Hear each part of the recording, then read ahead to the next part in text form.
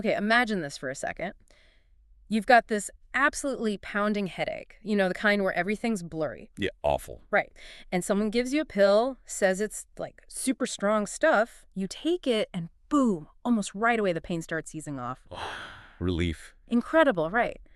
But then what if I told you that pill, it was just sugar? Uh-huh. Or maybe you have knee surgery, feel loads better after, but find out later it was a sham procedure. They didn't actually do anything. That sounds wild, but it happens. Exactly. It's not magic. It's this real thing, this kind of powerful pharmacy we all have inside our minds. We're talking about the placebo effect. Precisely. And at its core, the placebo effect is basically when your health improves because you believe you're getting a real treatment. Even if the treatment itself doesn't actually have any, medicinal properties for your condition. Right. Think about those sugar pills or saline injections, maybe even mock surgeries like you mentioned. The key thing isn't really what's given. It's the belief. It's the belief, the confidence, the expectation that it's going to help you. That's the trigger. Okay. But I know what some people might be thinking. Hold on, isn't that just all in your head? That's a really common thought, yeah. And it's understandable. But this is where it gets, well, genuinely fascinating. Go on. It's not just a mental game. Scientists can actually see it happening. The placebo effect triggers real, physical, measurable changes in your brain and body. Wow. Okay, so not just feeling better, but actual biology changes. Exactly. Advances in things like fMRI, brain imaging, they've been huge for understanding this. They let us see inside, basically. Pretty much. And they show that when you expect something good to happen from a treatment, even a fake one, your brain starts orchestrating actual physiological shifts. Like a conductor leading an orchestra. That's a great analogy. It can lead to genuine relief, genuine healing. I mean, the research is clear now. Neuroimaging shows tangible biological processes are kicked off. It's backed by interacting psychological and physiological mechanisms. So yeah, real biology is involved. Okay, so definitely not just wishful thinking. It's real. But Yeah. how does this mind over matter stuff actually work? What are the scientific secrets behind it? Well, there are a few key mechanisms we need to talk about. One of the big ones, maybe the most fundamental, is expectation. Expectation. Believing it will work. Exactly. If you truly deeply believe a treatment is going to be effective, your brain actually starts making chemical and electrical changes to align with that belief. It's sort of trying to make it real. And specific brain parts get involved. Yeah, areas involved in, thinking, planning, predicting outcomes, even managing emotions. Places like the prefrontal cortex, that's big for decision-making, and the anterior cingulate cortex, which handles a lot of emotional processing, they actually become more active. So they're kind of supporting the healing because you expect it. They're actively participating in creating that expected outcome, yeah. Okay, that makes a certain kind of sense. Belief is powerful. But you also mentioned conditioning, like learning. How does that play into it? Right. Conditioning is another big piece. Think about times you've had a treatment that really worked for you in the past. Okay. Like an antibiotic that cleared up an infection. Sure.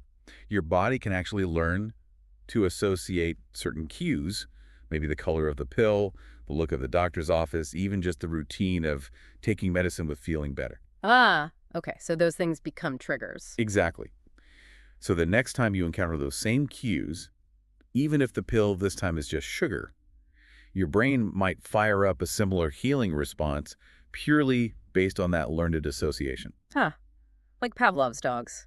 Ring the bell, they salivate, even without food. It's a very similar principle, absolutely. The association becomes powerful enough to trigger a physical response on its own. So our brains build these positive links, and then even a placebo can kind of hijack those pathways. That's really interesting. But you said actual brain chemistry changes too. It's not just thoughts and learned responses. Definitely not. Yeah. It's crucial to understand the placebo effect involves real neurochemicals, the brain's messengers. Take pain relief, for example. Yeah. When a placebo reduces pain, what we call placebo analgesia, it can trigger the release of endogenous opioids. Endogenous meaning? Produced inside your body. They're essentially your body's natural painkillers. Think of them like internal morphine. Wow. So your brain makes its own morphine. In a way, yes. These chemicals bind to the same receptors in the brain that drugs like morphine do, and they genuinely reduce the sensation of pain. We can even see the activity increase in specific brain areas like the rostral anterior cingulate cortex, the insula, the thalamus. And you can prove this is happening. Yes, because drugs like naloxone, which are used to block the effects of opioid drugs well, They can also block placebo-induced pain relief. That really shows this opioid system is directly involved. So hang on. A simple sugar pill can make my brain release chemicals that act just like morphine. That's pretty much it. It's quite remarkable, isn't it? It really is. What other brain chemicals get involved in this? Well, another important one is dopamine, especially in conditions like Parkinson's disease. That affects movement, right? And dopamine's involved there. Exactly. Dopamine is crucial for motor control, also learning and reward. Studies show that placebos can actually trigger dopamine release in a brain area called the striatum. And that helps with symptoms. It can lead to noticeable improvements in motor symptoms like tremors or stiffness, yeah.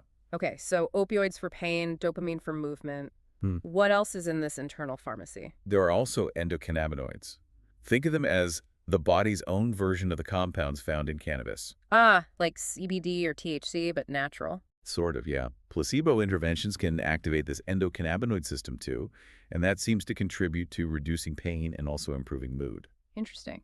Any others? We also suspect other neurotransmitters play a role. Things like oxytocin, vasopressin, noradrenaline. They might be involved in how placebos influence our physical and emotional states, though maybe less directly than opioids or dopamine in some cases. It really sounds like our brains are just chemical factories, constantly reacting to our beliefs and experiences. But you mentioned something acting like a brake, cholecystokinin, CCK. Ah, yes, CCK. It's an interesting one. While many of these neurochemicals seem to enhance the placebo response, CCK appears to sometimes work in the opposite direction. It kind of dampens the effect. It can act as a kind of counter-regulatory mechanism, yeah. Particularly with pain relief, it seems CCK can counteract the effects of those endogenous opioids we talked about. So it reduces the placebo pain relief sometimes? It seems that way. It highlights that the final effect is probably down to a really delicate balance between these chemicals that boost the response and others, like CCK, that might dial it back. It's incredibly complex, but also really elegant. So zooming out a bit, what does all this tell us about health, about medicine? Why is understanding the placebo effect so important?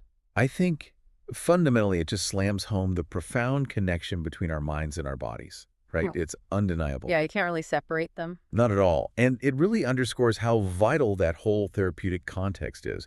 The doctor-patient relationship, the trust, the empathy, the hope that a caring professional instills in you.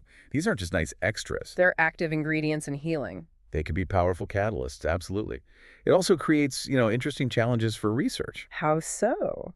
Well, in clinical trials, when testing a new drug, researchers have to be super careful to figure out how much benefit comes from the drug itself versus how much comes from the placebo effect, just being in the study, getting attention, expecting to get better. Right, you need to separate those two things out. Exactly. It requires clever study designs, like using placebo control groups. So just being in a supportive environment, feeling like someone cares, and, having that expectation of improvement, that alone can make a difference to your health. Absolutely. It suggests healing isn't just about the pill or the procedure. It's deeply tied to how your brain perceives and interprets the entire journey, the meaning you give it, the expectation. Those are powerful forces. Okay, let's try and wrap this up. The big takeaway here seems to be our minds have this incredible, almost latent power to influence our body's healing processes. Yeah, that's a good way to put it. And it works mainly through belief and expectation. Precisely. That pharmacy within your mind isn't just a metaphor. It's a real potent resource. Believing a treatment will work, even a technically inactive one, can genuinely trigger the release of natural painkillers, mood regulators, other helpful chemicals. Leading to real, tangible improvements in how you feel and function. Exactly. Tangible improvements. This really does give you something to mull over. So, maybe a final thought for you, the listener. How might your own beliefs, your own expectations be shaping your health, your well-being day to day? It's definitely worth considering, isn't it, how that powerful internal pharmacy of yours is working right now.